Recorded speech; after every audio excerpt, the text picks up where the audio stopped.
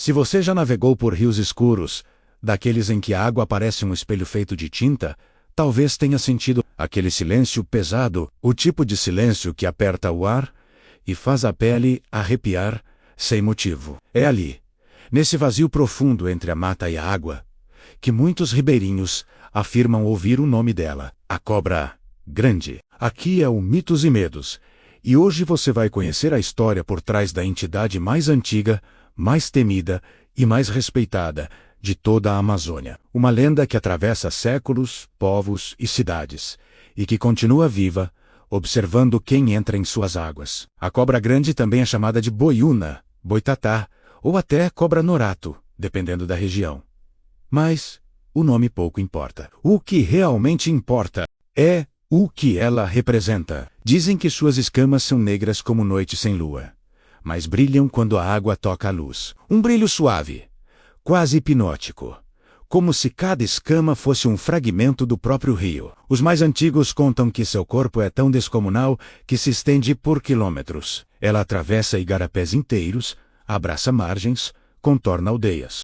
E às vezes, ninguém percebe que está passando.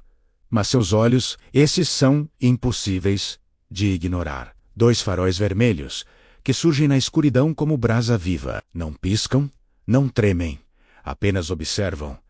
E quem já os viu, nunca mais esqueceu. A lenda diz que, quando ela emerge, as águas sobem. Canoas viram sem motivo. Pescadores sentem a corrente mudar de direção, como se algo gigantesco estivesse movendo o rio por baixo. O silêncio, sempre ele se parte, mas não com rugidos ou gritos. O que a cobra grande faz é muito pior. Ela muda a própria natureza ao redor. Para os povos da floresta, ela não é só uma criatura. É uma força, uma guardiã, uma puni.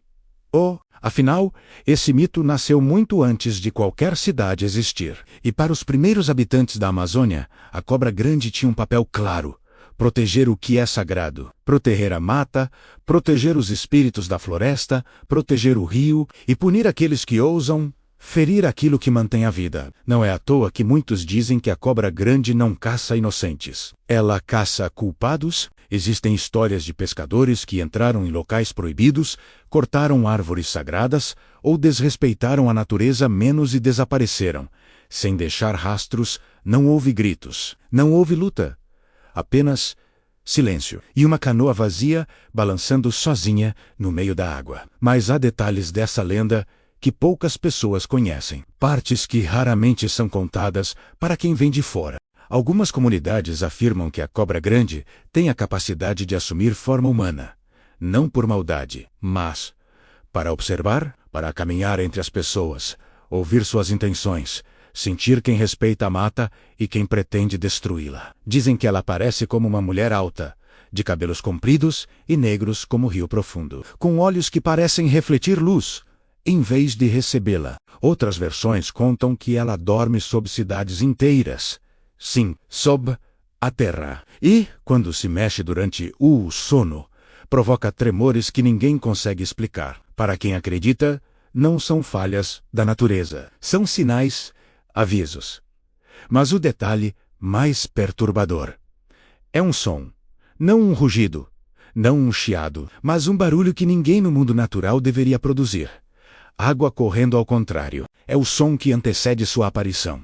Dizem os mais velhos, como se o rio estivesse sendo puxado para dentro, e não para fora. Como se a corrente estivesse voltando no tempo, e é nesse ponto que a lenda se torna mais profunda, mais simbólica, mais real. Porque, para muitos povos da Amazônia, a cobra grande não é o monstro da história. O monstro é o humano que destrói a floresta. Ela é apenas a resposta, a última defesa, o equilíbrio. E quando pensamos no tamanho da Amazônia, na escuridão infinita de suas águas e no peso do silêncio que a envolve, é difícil não se perguntar: o que realmente vive lá embaixo? O que se esconde nos lugares onde a luz do sol não chega? O que observa, paciente, desde antes de qualquer civilização existir?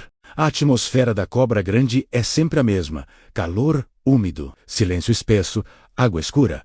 E a sensação incômoda, menos quase instintiva, menos de que algo imenso está logo abaixo. Algo que você não vê, mas sabe que está ali. Algo que carrega séculos de histórias, segredos e punições. E é justamente essa sensação que mantém a lenda viva até hoje. Porque, mesmo com tecnologia, satélite, drones e mapas, ninguém conhece toda a Amazônia. Existem regiões onde jamais pisamos, rios tão profundos que nenhum aparelho alcança o fundo, e lugares onde os ribeirinhos simplesmente dizem: ali não passa, ali ela dorme. A cobra grande sobrevive porque o mistério sobrevive. Sobrevive porque ainda existe medo. Sobrevive porque existe respeito. E talvez ela esteja observando agora, não com olhos vermelhos na escuridão, mas com o silêncio do rio que nunca revela tudo, com a água que se move devagar, como se escondesse algo, com a floresta que vigia. No fim, a pergunta que fica é simples: quem é realmente o monstro da história? Eu sou S.A. Este é o Mitos e Medos.